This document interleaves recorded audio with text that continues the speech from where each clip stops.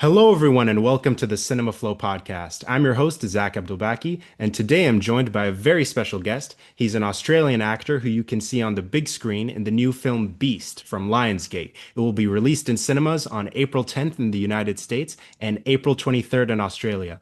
Daniel plays Patton James, a fisherman who is pulled back into the world of MMA when his brother is severely injured. Reuniting with his former coach, Sammy, played by Russell Crowe, he commits to one final fight against a brutal opponent, Xavier Gra. It's a fantastic movie. It's super entertaining and demands to be seen on the big screen with an audience. Now I am honored to welcome the star of Beast to the podcast, the one and only Mr. Daniel MacPherson. Welcome to the show, Daniel. How are you doing today? Hello, man. I'm doing very well, Zach. Thanks for having me, man. Of course. Thank you for taking the time. If you can't tell, I love the film. For all the listeners out there, could you please tell us more about your character, Patton James, and what his role in the story is? Whoa.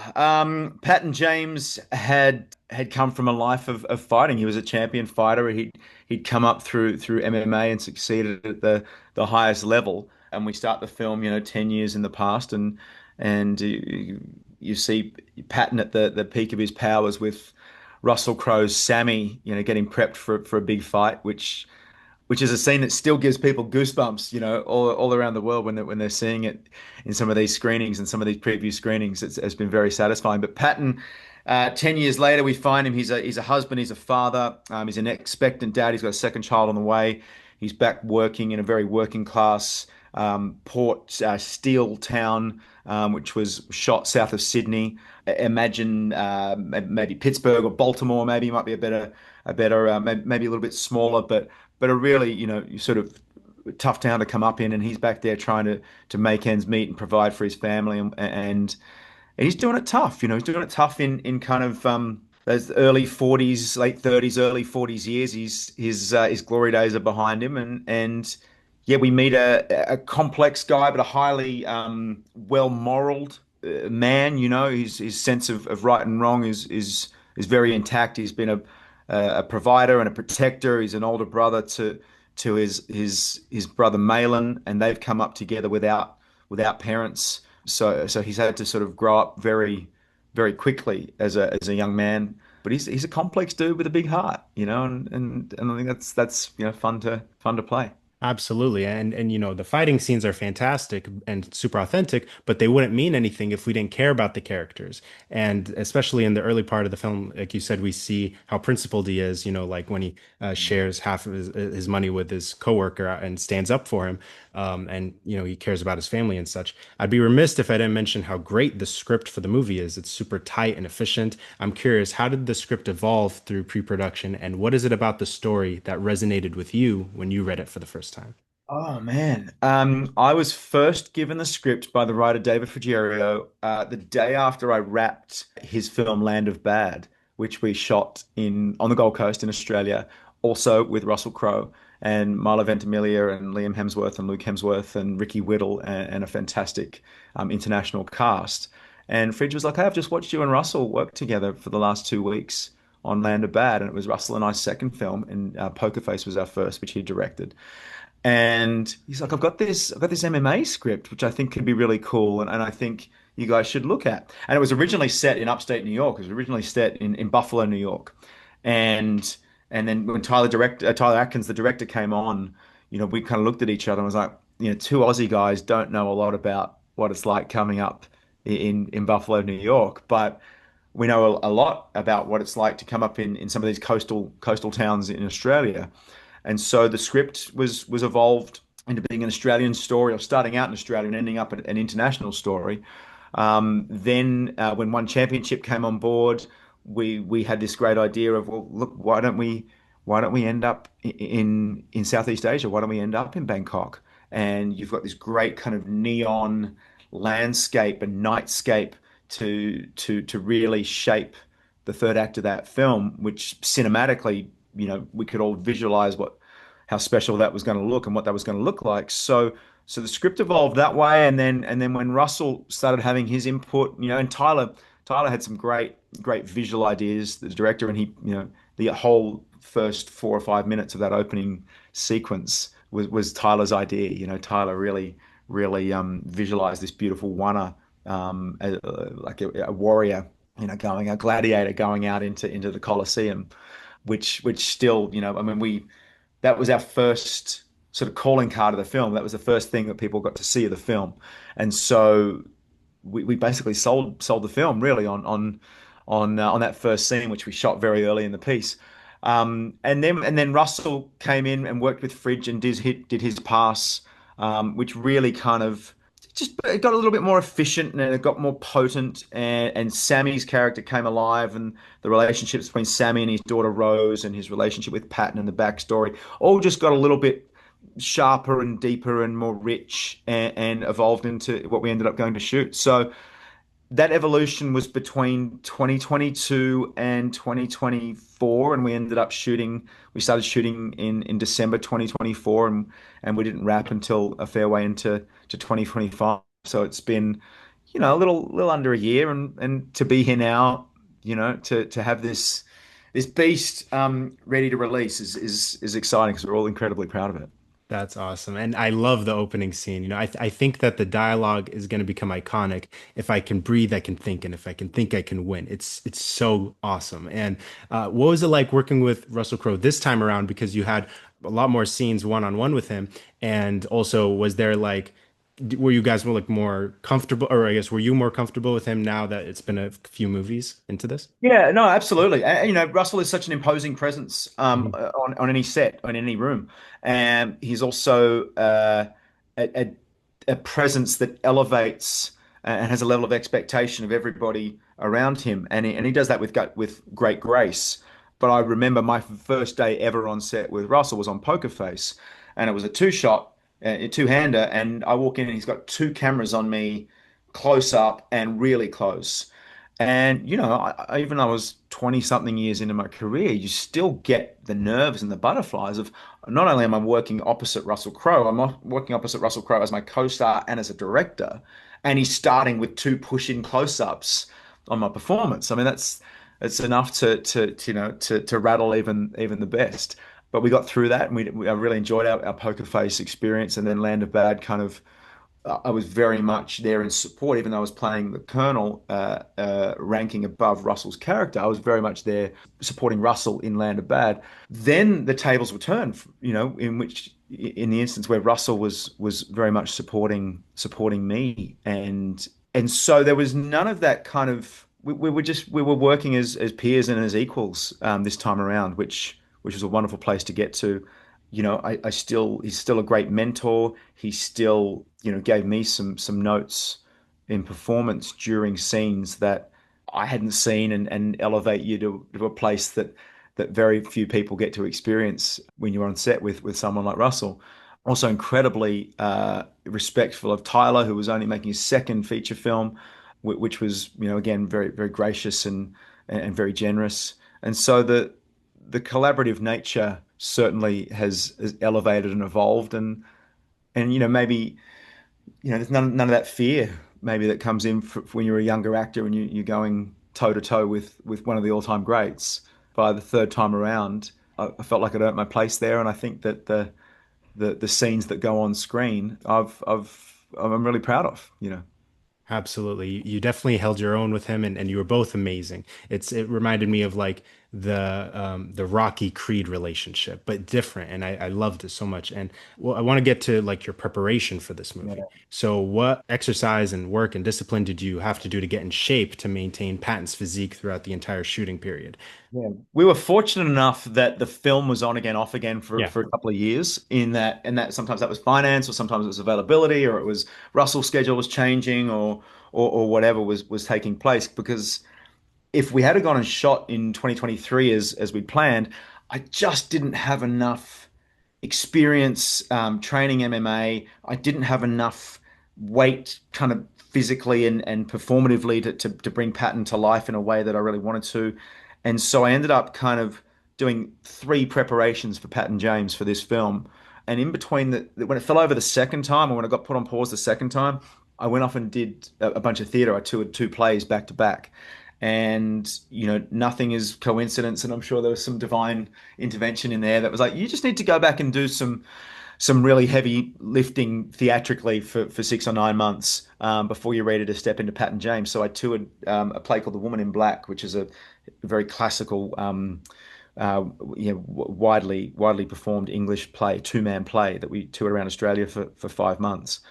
And that kind of just got me into the match fitness of performing, and simultaneously over the couple of years that I've been working, I'd also put on 20 pounds of muscle and just to carry some more gravitas for bat pattern. So I was coming in off those things, and then really, I had to act like Russell Crowe. I had to fight like Conor McGregor, and I had to kind of try and look like Chris Hemsworth with my shirt off, all on a short turnaround schedule off the back of this play on an indie film budget, without the Marvel resources or whatever you may have, and so I just set about doing that. So that was very strict diet. I was training up to 3 times a day. I was doing so loads of cardio for the fitness, but I was doing weights to try and really just build certain areas of the body. But then I started out pulling apart the martial arts separately. So I started boxing, I started jiu-jitsu, I started Muay Thai, and I learned each of those arts separately, and then began to combine them, and training specifically for MMA, which is very much a sport of its own. Then I took myself up to Thailand a couple of times to go to training camp, not letting on that I was an actor, and fighting and sparring with professional MMA fighters in Thailand who were not gentle on me, And that's one of the, actors probably get handled with kid gloves around the world when they're prepping for roles and stuff like that. This was the opposite, I was fighting for my life, in some of these camps, until they realized, hang on a second, what are you doing here? Well, actually, I'm prepping for a film, and oh shit. And so the whole martial arts and the whole mixed martial arts community has just been so generous, so supportive, so forthcoming with their help and with their support and with their expertise. I mean, so gracious, which has been fantastic. And then obviously One Championship were the same when they invited us up to film the finale in Bangkok and train with some of the best martial artists in the world champion martial artists, and then film our finale in front of 10,000 people. Just extraordinary. So I trained harder than I've ever trained for anything before. So a lot of it was very technical stuff, because everyone's an expert now. Everyone's got MMA 24/7 in the palm of their hands if they want to look at it. So they'll know whether your low kick is landing, or whether your punches look wrong, or whether your rear naked choke or your das or something isn't quite technically correct. So we're very hard on a technical point of view, very hard on a physical point of view, and an aesthetic point of view. But also, I had to be fit enough, I had to be strong enough, I had to turn up uninjured. I was in my early 40s when we started this shoot. I'm 45 now. I'm still putting myself back together, but you just don't quite bend and stretch and recover as well as I did when I was a bit younger. So all of that came into play, and then you're in every scene every day for the duration of a film opposite Russell Crowe. I love it. It's why I do it. I love working at that level, and I love being pushed to that degree, and I love having that type of pressure. And I don't think you can make a fight film, a true fight film, and capture the essence of a true fight film if you're not pushing yourself that hard and fighting as hard off screen as you are on. Absolutely. And I think it's really interesting that you say you were doing The Woman in Black before this came through, because it's almost like you had the drama training and the physical training. And the reason I think the performance is so great is because like you are a beast. You look amazing, and the fight scenes are awesome, but also the emotions are there. Like I don't want to spoil anything in the movie, but there's a low moment in the story, like a very sad point, and you have like a panic attack in bed. And Oh, that was just so raw and real. It oh, was yeah, it still gets me. You asked me what drew me to the project, and I'm sorry I got so caught up in some other stuff because there's so much to tell about Mhm. this film. But it was the husband and wife Mhm. relationship that I loved when I first read the story, and as a young family, and at that point it was Patton and his wife, and that was originally written as a young son, and but it was that dynamic, that kind of supportive little capsule of us against the world that really connected me to the emotional heart of the story. And as you said, once an audience understands the meaning behind those punches, or the meaning, or what's at stake for these people with those punches, then each punch means so much more. And for me, this was so much about, family and identity. It was about a man, in his early 40s, struggling to reclaim his identity and his purpose and his place in life, which can often get lost. Zach, maybe you may be a little young to understand, but when you become a father, or a husband, or you're caring for your parents who are aging, or there are all these kind of things that happen around this time in life for a lot of people. A lot of men can lose their purpose and lose their identity and lose their way, and we're more accustomed to seeing it perhaps in military and combat veterans, or in Australia, and I'm sure in this country as well, but we have a lot of athletes that really struggle to transition out of high level sport, in their 30s, more often, having had this whole personal sort of identity and and kind of purpose linked to that. So this was about a man too, just really finding his purpose and fighting for his purpose and his identity. Absolutely. And you made it like very relatable, I think, to a lot of people. I think they're definitely going to resonate. I want to ask you about the stunt work in this movie. And I know that the fight choreographer was Bren Foster. What was it like working with him? And did you do a lot of your own stunts? Because I imagine if something goes wrong, you might, be out of the movie for a while or you can't shoot. So what No, was it? absolutely. I worked on a series called Strike Back for many years here in the States, and Strike Back was high octane, high action, and they always wanted a camera on an actor doing the stunts. They didn't want to. We didn't have time, didn't have the schedule or the budget to retake things and put stuntmen in and da da da da. So I'd been well accustomed to getting in there and getting my hands dirty and getting in and doing and putting sort of body at risk and whatnot. This was the same in that I didn't I had a fantastic we had a fantastic stunt team. I had a fantastic stuntman, Mick Gale, out of Sydney. But I said to him very early on, I hope this is the most boring job for you, my friend, because I want to be in there. I've trained for 3 years for this job. I want to be in there doing as much as I can. So, and that was the case. And Bren and I had done a couple of movies together. We did Infinity together. We did Osiris Child together. We've been good buddies for a couple of years. And he's also, a multiple world champion martial artist. I think 10-time Taekwondo.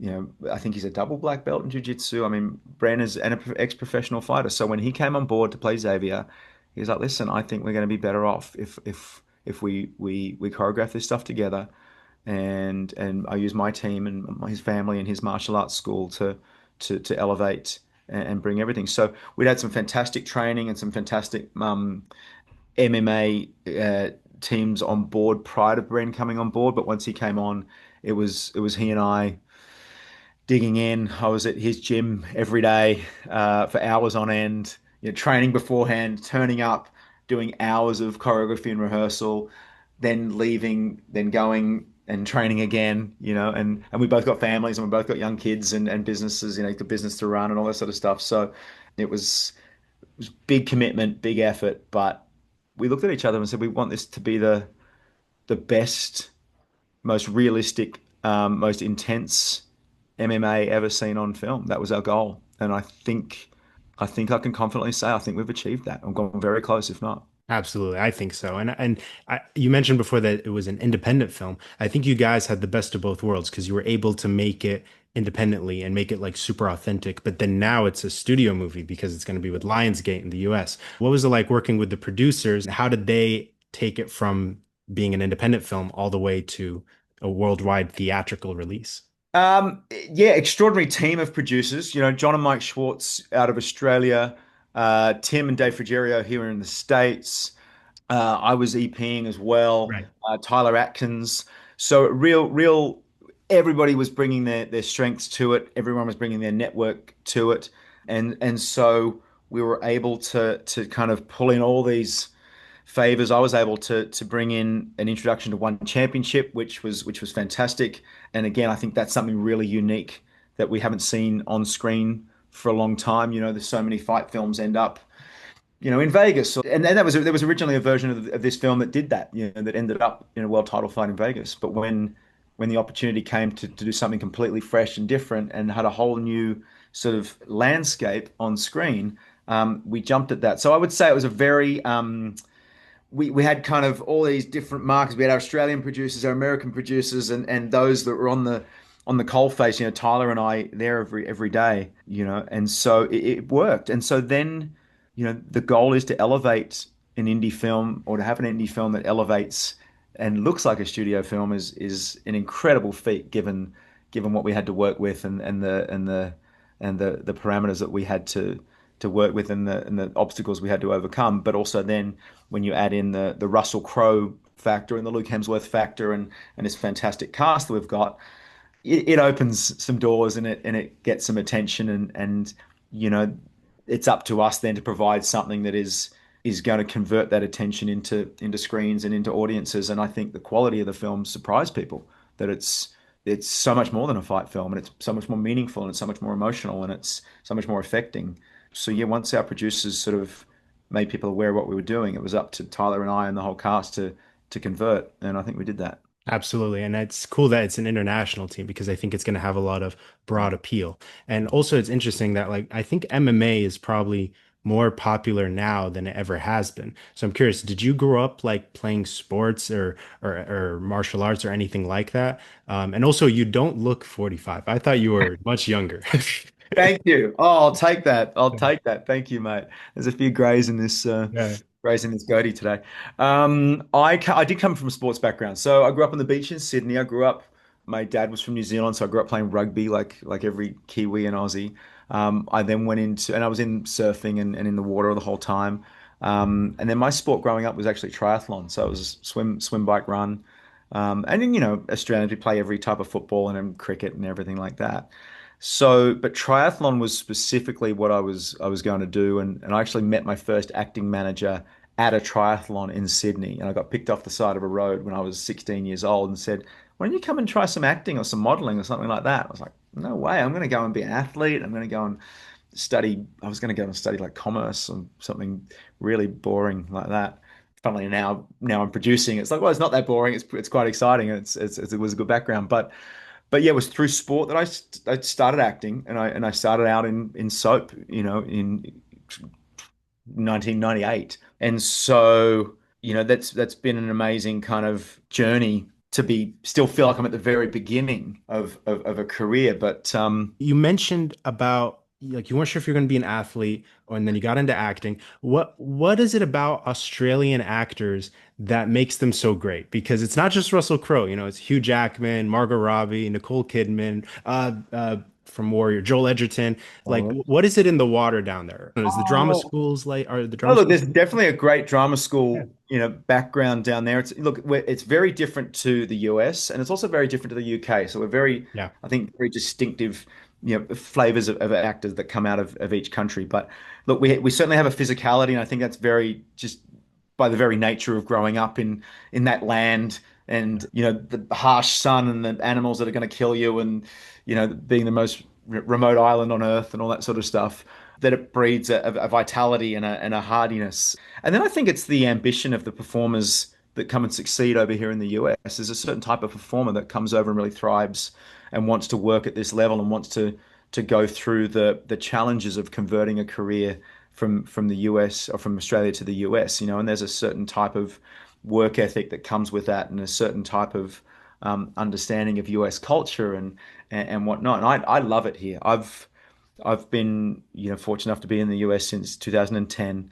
Went home to Australia during the pandemic when my son was born and whatnot. But I'm a proud green card holder. I love this country. I love LA. I love the creative center of Los Angeles, and in the same way that I love New York, and I've shot movies in Florida and central Pennsylvania, and I've got to see places of this country that very few Aussies have probably ever been to and seen. But I absolutely love it here, and I want to keep making movies here for as long as I can. But there's a kind of work ethic and a hardiness and a real sort of vitality that I think that resonates on cinema and in film, and I think that's why.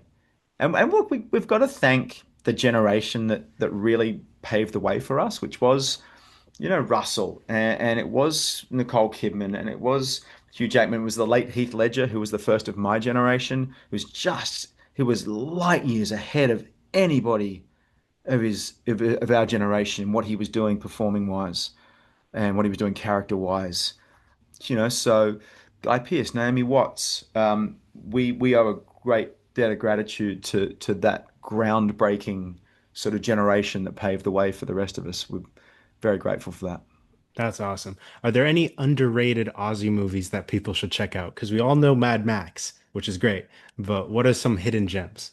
I mean, obviously, hopefully everyone here has seen Animal Kingdom. You'll see Joel Edgerton, you'll see Guy Pearce, you'll see Jackie Weaver, you'll see Sullivan Stapleton, who's a good buddy of mine. Warwick Thornton is a fantastic filmmaker. Go and see a bunch of Warwick Thornton stuff. Ruben Guthrie, I really love. Patrick Bramall has done such a great job over here in this country recently with Colin from Accounts, but he's an extraordinary comedic and extraordinary film actor as well. I really liked. In terms of filmmakers, Nash Edgerton's done some great stuff out of Australia with Joel and the Blue Tongue Guys. Wayne Blair is a dear buddy of mine. His film The Sapphires with Chris O'Dowd was fantastic.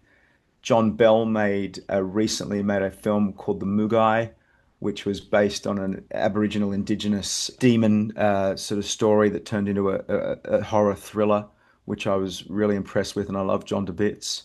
And then there's some of the classics. We've done some great Australian classic war films because our history is so steeped in our wartime history. We're a young country, but you go back and you look at films like Breaker Morant, you look at films like Gallipoli.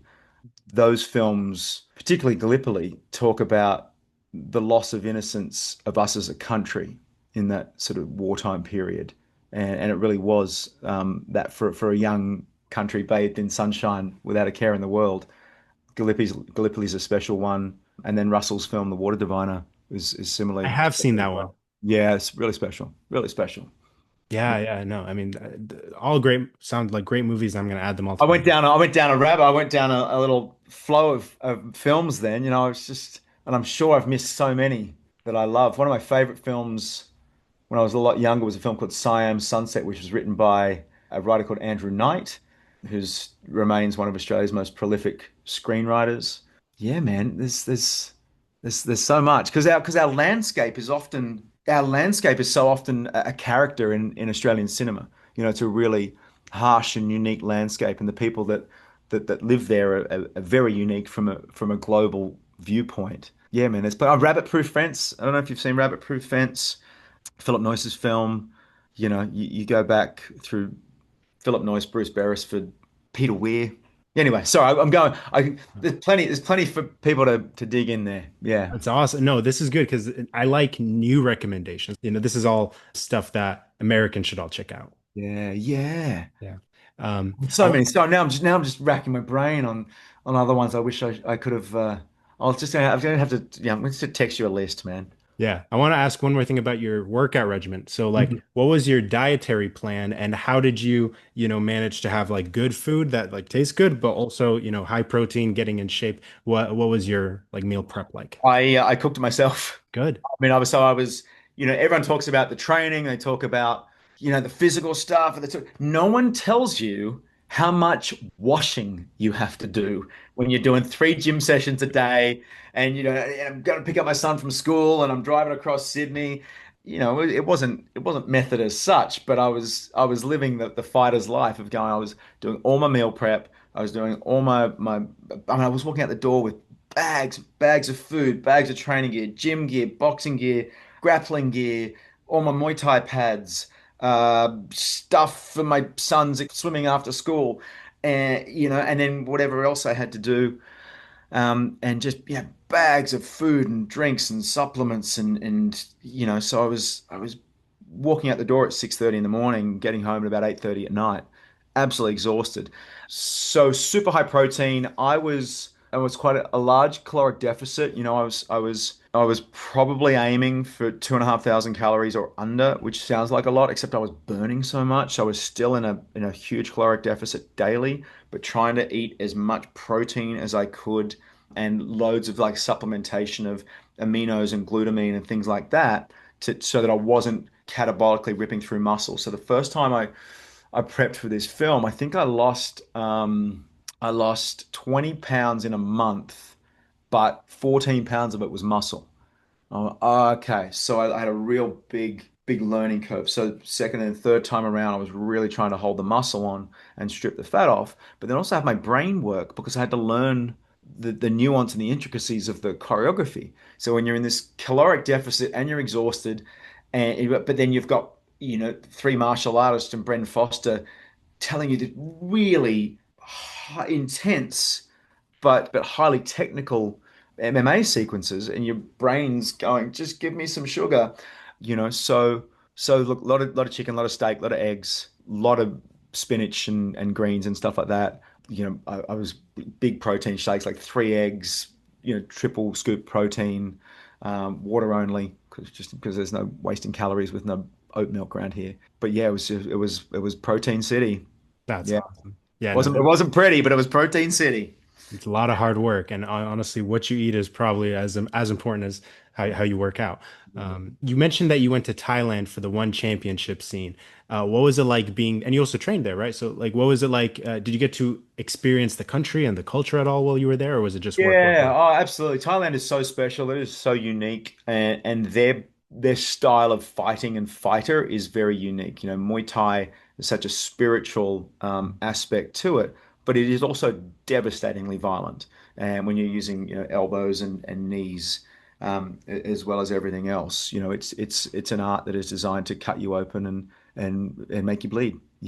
And it's a really tough, hard, uncomfortable but beautiful martial art in Muay Thai. So those two things were stuff that I really drew on for Patton and for the film. I spent a bit of time in Thailand. Russell and I got to go to some of the one championship fights when we were up there. We went to the Friday night fights at Lumpini and met Chatri and the one championship team up there before we really started prepping. I took myself down to Koh Samui to Super Pro, a gym in Koh Samui for 2 weeks with a buddy of mine, an actor called Warren Brown, who was in Strike Back and in Luther, and is also a two-time amateur world champion, Muay Thai champion.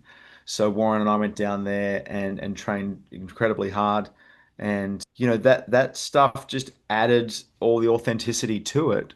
Then when we were actually shooting, we're up there for 8 days, and I got to do some preparation with Tawan Chai and Superbon, two of the biggest one championship athletes and two of the most famous one championship athletes and MMA, kickboxing and Muay Thai athletes in the world. And then I got to walk out in front of 10,000 people on fight night. It's the closest I'll ever come. I mean, no one gets to experience that. I got to play Rage Against the Machine in front of 10,000 people in a packed stadium and walk out in the shape of my life and walk down into the cage.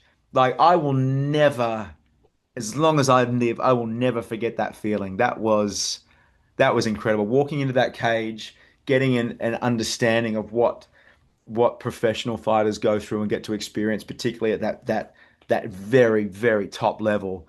I've got to do some cool things in my career, but that will be a standout. That will be just a stand. To hear 10,000 people screaming, cheering every punch, every blow you're throwing.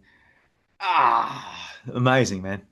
That's awesome. And I bet it's like, all right, we got one take. Yeah, unfortunately, I injured myself quite severely in that night, at the end of that Friday night. So we were shooting the final sequence we were shooting over 5 days.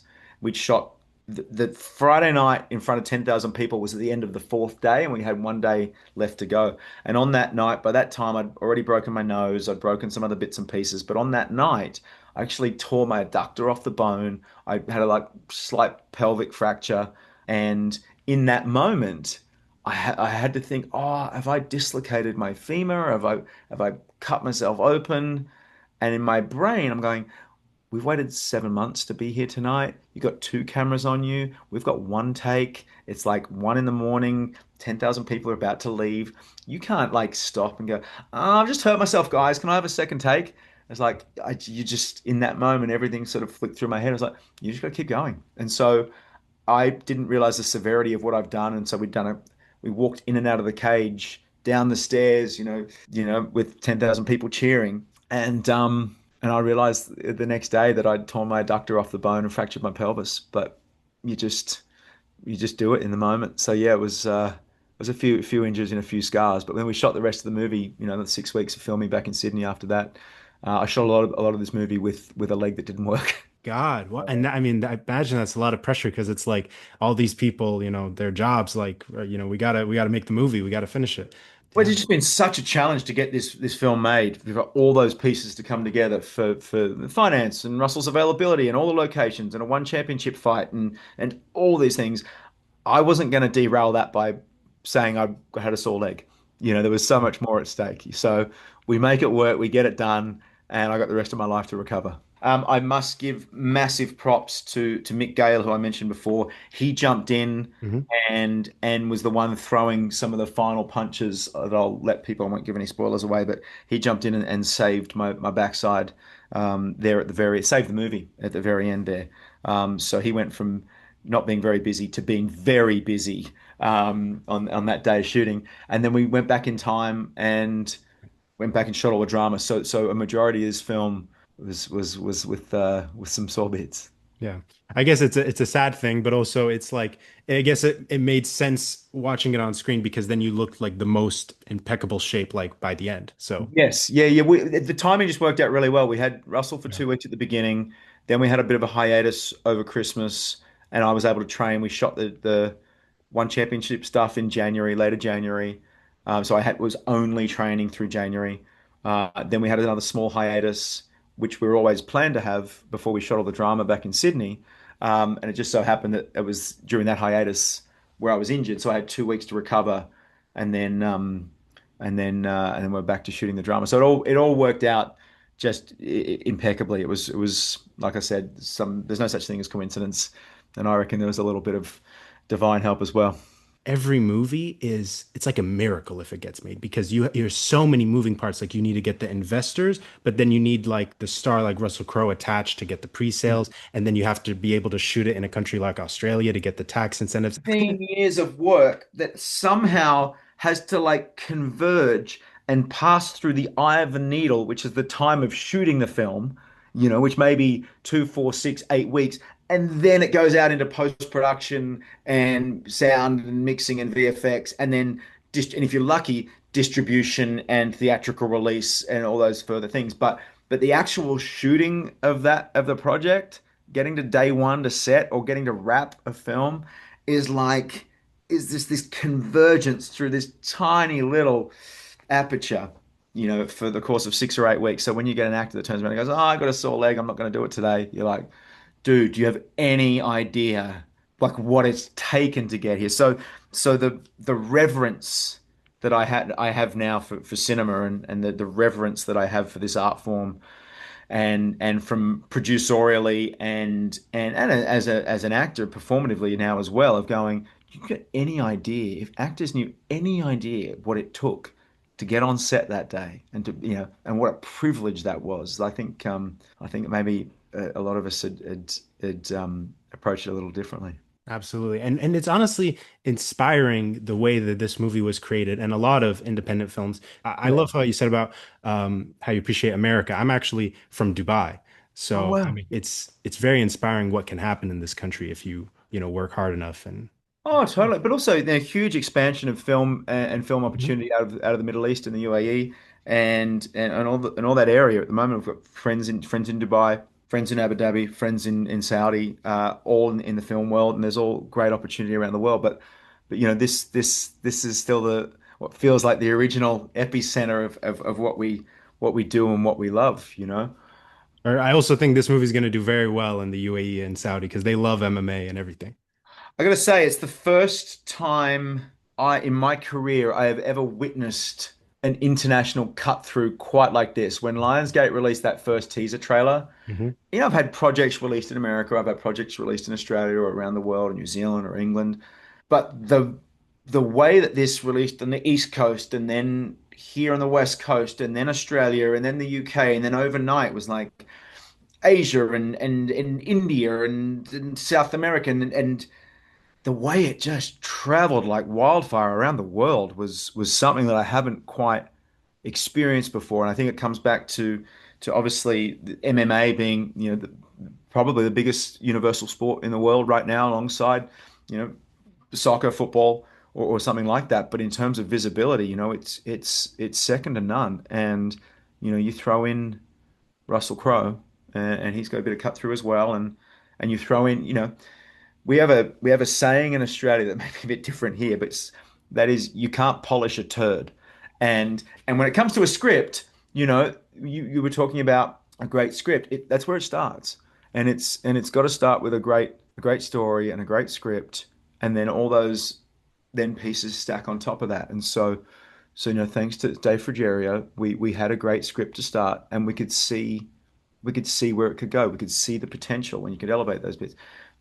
If you start stacking those elements on a script that doesn't have the structural integrity to hold them up, if you start stacking directors and cast and pre-sales and ambitious schedules and locations, if that script, which is the nucleus, which is the base, which is the trunk and of the story and of the process, if that doesn't have the strength and the weight and the integrity to hold those elements, then it's not gonna stand up, and sadly sometimes people don't realize that, or people don't, or they ignore that until release, or sometimes it's during shooting, or sometimes it's in post when they go, it's not gonna land. Thankfully, we had all the elements, and those elements have led us to having a really strong, structurally sound project that holds all those elements up and rises above, I think, expectations. Absolutely. And it's going to be a huge hit. I know it. When you finally got to see the film in theaters, how did it feel watching it? Because, you give your performance, but then it's sort of in the hands of the editor and the director. What was it like seeing it all cut together with music and everything? I must pay huge praise to a couple of people, but Todd Miller, who cut Land of Bad, edited Beast in Me, and did an extraordinary job. I'm a huge fan of his. He did an incredible job on Land of Bad. He's done another incredible job here, especially, being able to cut really specific, nuanced drama scenes and high level action, intense MMA is a real skill. So I sing his praises. And then Brian Kachia, who did our score, incredible Australian composer. DJ White Shadow came in and did some stuff with the sound as well.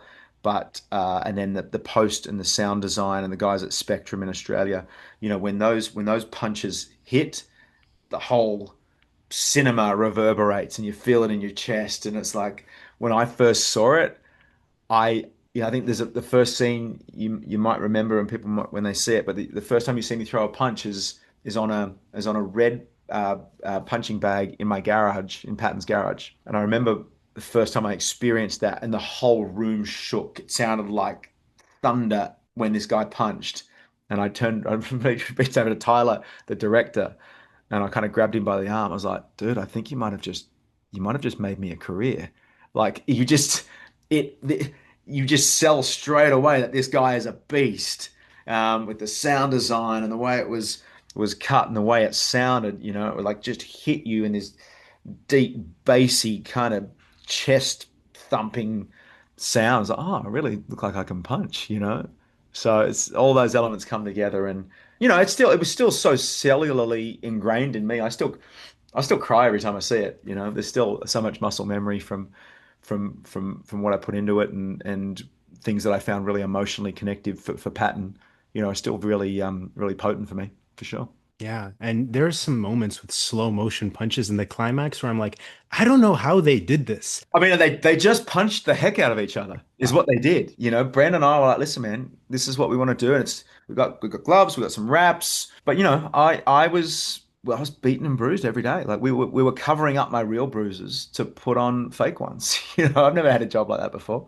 Yeah. Like, hey, dude, your nose is crooked today. Oh, yeah, I didn't quite block up. I got the choreography wrong, and I didn't have one hand up, and I got punched in the face. It's how it works. Well, sir, if you can't tell, I'm a huge fan of this movie. I want to Oh, thank you for taking the time to do this interview. I think it's going to be a huge hit, and I hope to have you back on for your next movie. Before we go, where can people find you on social media if they want to keep up to date with everything you have going on? oh, man, well, thank you so much. It's been an honor and a joy to chat with you, man. And independent film like this, even though we've got this wonderful big Lionsgate release, it lives and dies by supporters like you and by word of mouth, and we put our heart and soul into this. So to have this feedback coming back is wonderful. Thank you.